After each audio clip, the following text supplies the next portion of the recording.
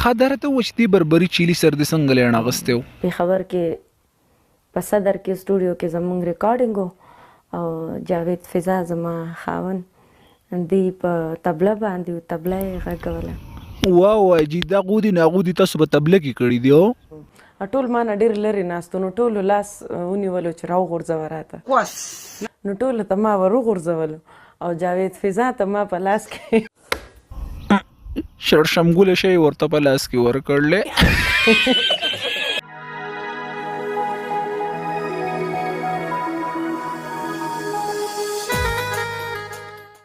السلام علیکم کتون کو ناصر په ټماټر له سټوډیو کې ناز اقبال موجود ده. د دې نمبر څخه پوښتنه کوو راځي مونږ سره.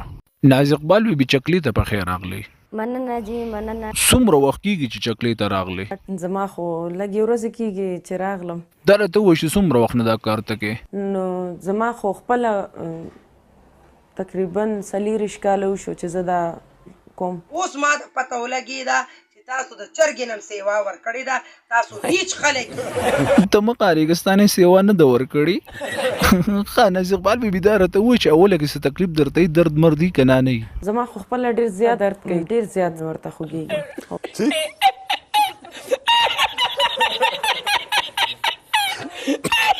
ښه دا راته وایي چې دې بربري چیلي سر د څنګه لړ اغستو؟ پېښور کې په صدر کې سټوډیو کې زمونږ ریکارډینګ او جاوید فضا زما خاون دی په طبله باندې طبله یې غږوله. واو جی دا غودي ناغودي تاسو په طبله کې کړی دیو ټول ما نه ډېر لرې ناستو نو ټولو لاس ونیولو چې راوغورځوه راته نو ټولو ته ما ور وغورځولو او جاوید فضا ته ما په لاس کې شړشمګوله شی ورته په لاس کې ورکړلې.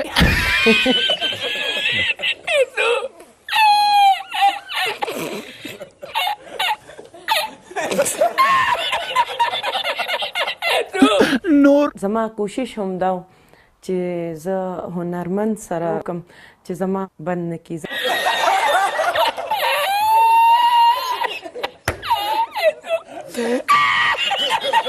خادرته وایي جاوید فضا غټ خېټې نه ولې نا امیده د کار نه دی کولی؟ نا امیده ځکه یم چې په ما تیر شو.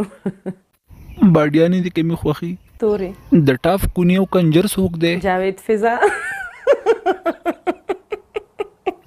ښه په ځان دې لوی ډېر اچول لکه ماشومان واړه واړه ماشومان. تا خو ډېر وخت سینما کې ماړولې په سینما کې که په کور کې؟ په کور کې سینما کې نه. دا خان دی ولې په مخه ولې صدریات شو کو؟ زما د خاوند بغري